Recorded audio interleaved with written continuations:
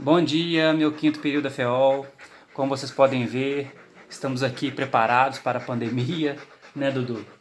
E aqui eu vim falar para vocês sobre o nosso exercício e sobre os crimes de perigo comum. Vou tirar isso aqui do Dudu, porque ele já deu o recado dele. Daqui a pouco ele vai descer, tá? Bom, vamos lá. Vocês têm uma atividade para a próxima semana, que trata-se dos crimes de perigo comum, né? Isto é, crimes que têm como bem jurídico a incolumidade pública. E se é incolumidade pública, é o risco, né, de afetar a integridade física, a vida ou o patrimônio de pessoas indeterminadas. Esses crimes de perigo comum, né, são diferentes daqueles crimes de perigo individual que nós vimos lá no semestre passado. Perigo de contágio de moléstia venérea, moléstia grave, maus tratos. Aqueles crimes visavam pessoas determinadas. Os crimes de perigo comum visam a sociedade como vítima e a sociedade é traduzida em um número indeterminado de pessoas. Então, para que vocês compreendam esses crimes no qual a atividade faz parte, vocês têm que partir de três pressupostos. O primeiro, são denominados crimes de perigo comum porque causam o risco de afetar integridade, vida ou patrimônio. Lá no artigo 258, inclusive, tem, né, quando há o resultado lesão grave ou gravíssima ou o resultado morte.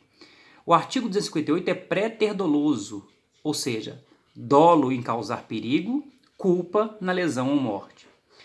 Ou seja, vocês devem interpretar esses crimes partindo do pressuposto que eles causam a proteção ao risco, ou seja, pune-se o mero risco de afetar a integridade, vida ou patrimônio alheio.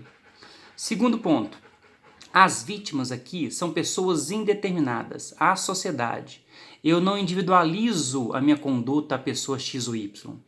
Por quê? O primeiro crime é o de incêndio. Raciocinem. Se eu quero incendiar uma casa e pôr fogo no meu inimigo, eu tenho homicídio qualificado pelo fogo. Se eu quero explodir um amigo meu que está num carro, eu tenho homicídio qualificado pela explosão. Esses crimes eu viso o dolo de incendiar, de explodir, desmoronar, desabar, etc. Então, essa perspectiva faz com que vocês percebam que o crime é de risco ou de perigo, visa pessoas indeterminadas, já que a sociedade é a vítima.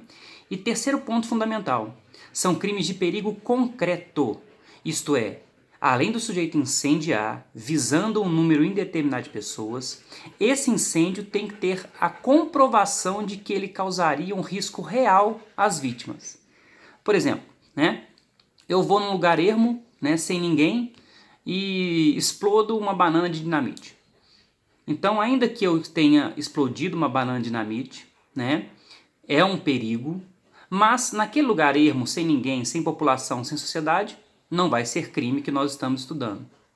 É igual incendiar, né, um casebre numa roça sozinha, ou seja, só tem um casebre, não tem nenhum tipo de sociedade, não tem nenhum tipo de risco a pessoas ou patrimônio alheio, e ainda que eu incendeie, não há o risco de perigo concreto. Então esses crimes têm que partir de três pressupostos, tá? Para que vocês continuem a atividade. Primeiro, crimes de perigo, o dolo é de perigo. Segundo, vítimas, pessoas indeterminadas, eu não direciono a minha conduta. Terceiro, perigo concreto.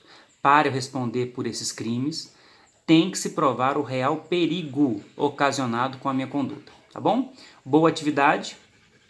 Na segunda e terça a gente vai combinar talvez uma live para falar sobre esses crimes, mas se comprometam porque o tempo é de inovação, né, e adaptação. Tenham uma boa quarta-feira, bons estudos e até mais.